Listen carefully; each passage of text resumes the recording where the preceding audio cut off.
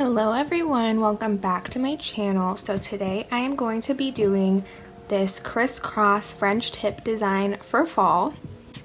So I start off by using marshmallow from Essie and I make a diagonal line with that on my nail. You can use tape if you don't think that your line is going to be straight or you won't be able to freehand it, but it's pretty easy. The first coat of this was really sheer, but I did 3 coats of marshmallow in total and that looked pretty okay to me.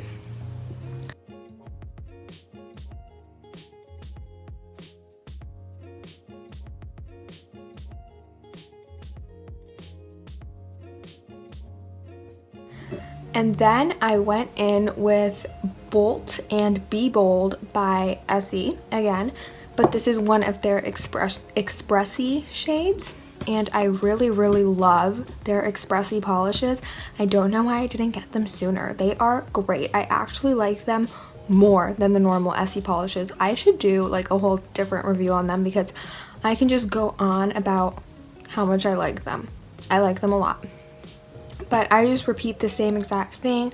I make another diagonal line, but this time going the opposite direction. And I did 2 coats of this.